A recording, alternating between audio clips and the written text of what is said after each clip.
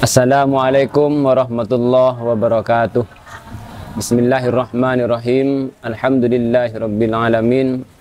Assalatu wassalamu ala asyrafil anbiya wal mursalin sayyidina Muhammadin wa ala alihi wa sahbihi ajmain. La haula wala quwata illa billah, amma ba'du. Kaum muslimin rahimakumullah.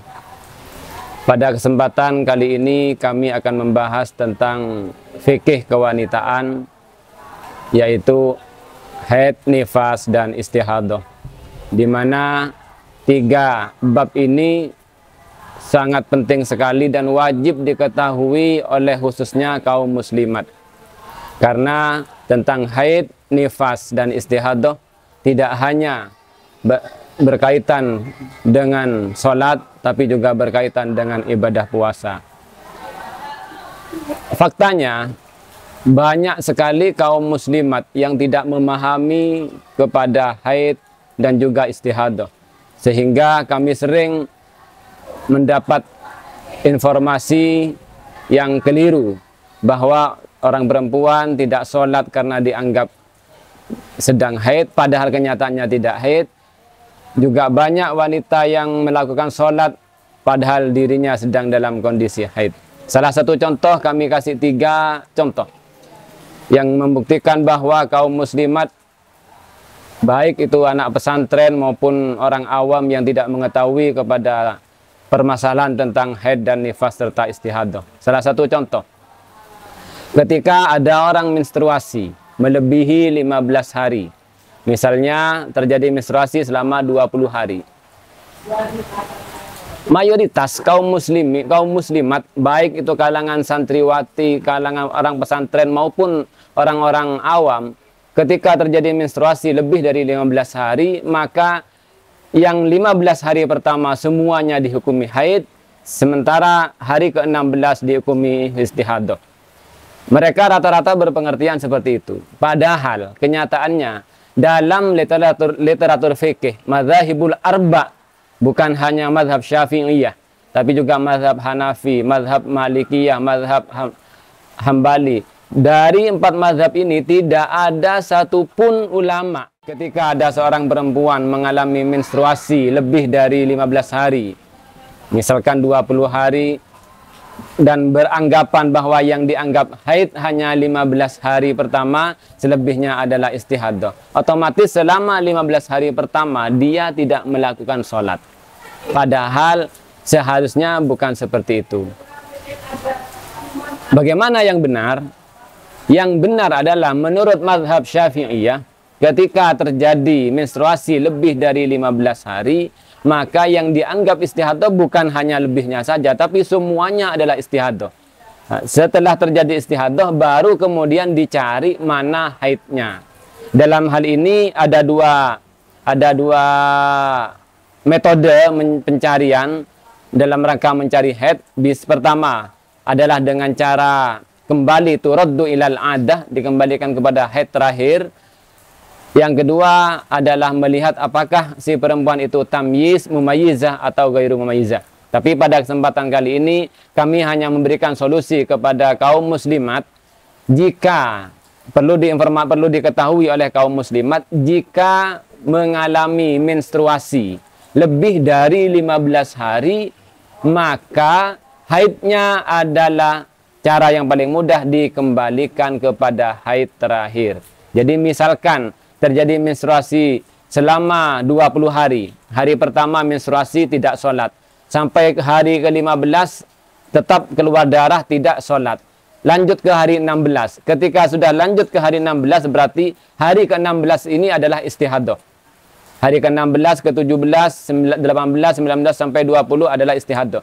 Bagaimana dengan yang 15 hari ini yang kalian tidak sholat? Maka 15 hari pertama yang semuanya tidak sholat, dicari haidnya. Bagaimana cara mencarinya? Yaitu adalah haidnya dikembalikan kepada haid yang terakhir. Maksudnya, bulan kemarin haidnya berapa hari? Kalau bulan kemarin perempuan itu mengalami haid 7 hari, maka pada kasus bulan ini yang mengalami menstruasi selama 20 hari, yang dianggap haid adalah 7 hari pertama. Kalau misalkan bulan kemarin haidnya 5 hari, maka dalam 20 darah yang menstruasi bulan ini, yang dianggap haid hanya 5 hari pertama. Jadi misalkan pada bulan ini terjadi menstruasi, keluar darah dari hari pertama sampai hari ke-20. Otomatis hari pertama sampai hari ke-15 kan tidak sholat. Hari pertama sampai ke hari 15 tidak sholat karena masih dalam kondisi haid. Hari ke-6 karena sudah nyata-nyata istihadah, maka harus sholat dalam kondisi daimul hadas. Untuk 15 pertama yang tidak sholat, ini tidak semuanya dihukumi haid. Yang dihukumi haid hanya 5 hari sesuai dengan jumlah haid bulan sebelumnya. Jika bulan sebelumnya haidnya 7 hari, maka 15 hari pertama, maka dalam 15 hari ini yang dihukumi haid hanya 7 hari pertama. Hari pertama sampai hari ke-7. Jadi haidnya yang bulan ini disamakan dengan jumlah hari bulan kemarin. Kalau bulan kemarin haidnya 7 hari, maka bulan ini yang dianggap haid hanya 7 hari. Berarti dengan demikian, hari ke-8 yang tidak sholat, sampai ke hari 15 sholatnya wajib qadha. Jadi seperti itu. Ini salah satu contoh fenomena tentang istihadah yang rata-rata tidak dipahami dengan benar oleh kaum muslimat. Pengalaman kami mengadakan pelatihan tentang fikih kewanitaan ke berbagai macam pesantren, baik jamiah muslimatan, saya belum pernah menemukan ada orang perempuan yang memahami istihadah dengan benar. Pokoknya kalau sudah mengalami menstruasi lebih dari 15 hari berarti istihadah. Yang 15 hari semuanya dihukumi haid. Keterangan semacam ini tidak ada dalam literatur fikih di semua mazhabul arba'ah. Ini perlu diketahui.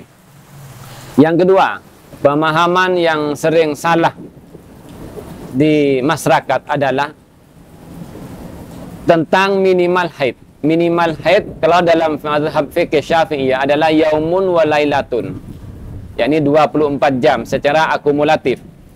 Anak-anak pesantren, orang-orang pesantren mungkin paham, mungkin sudah tahu bahwa minimal haid itu sehari semalam atau 24 jam. Tapi pada kenyataannya, pada pemraktekannya banyak yang tidak paham. Kenapa demikian? Saya katakan banyak yang tidak paham karena salah satu ketika terjadi contoh kasus, jam 7 pagi mengalami menstruasi, mengalami keluar darah, yang bisa dimungkinkan itu adalah darah haid. Dari jam 7 sampai jam 11 siang, jam 7, 8, 9, 10, 11, keluar darah selama 4 hari dari 4 jam, dari jam 7 sampai jam 11. Jam 11 sudah tidak ada darah keluar sampai menjelang maghrib atau sampai ba'da maghrib. Setelah ba'da maghrib kemudian keluar darah lagi. Saya sering tanya kepada kaum muslimat, ketika terjadi seperti ini, dari pagi jam 7 sampai jam 11 keluar darah, dari jam 11 bersih sampai ba'da maghrib, baru setelah salat maghrib, ba'da maghrib, setelah adzan maghrib keluar darah lagi. Saya tanya ketika terjadi kasus seperti ini, zuhur dan asar sholat apa tidak? Rata-rata mereka mengatakan tidak sholat. Saya tanya, kenapa kok tidak sholat? Kan saya haid Pak Ustadz. Nah ini salah satu contoh bahwa banyak orang tahu bahwa aqallul haid itu yaumun wa lailatun. Minimal haid itu 24 jam atau sehari semalam kalau terus menerus, atau 24 jam secara akumulasi selama 15 hari. Tapi tidak paham. Mengapa saya katakan tidak paham? Keluarnya darah yang dialami dalam kasus ini masih 4 jam. Dari jam 7 sampai jam 11. Dari jam 7 pagi sampai jam 11 siang keluar darah selama 4 jam. Dari jam 11 siang sampai ba'da maghrib tidak keluar darah. Karena darah yang keluar masih 4 jam, berarti si wanita ini belum resmi menyandang sebagai status haid. Oleh karena itu, ketika terjadi demikian, zuhur ketika tidak ada darah, asar juga tidak ada darah, maka hukumnya wajib sholat. Karena dirinya masih belum resmi sebagai haid. Oleh karena itu, kaum muslimat perlu kami tegaskan lagi, jika terjadi menstruasi, selama darah yang keluar belum mencapai 24 jam, maka kalian tetap wajib sholat. Seperti contoh yang saya terangkan barusan. Jam 7 keluar darah sampai jam 11. Dari jam 11 tidak keluar darah sampai isya.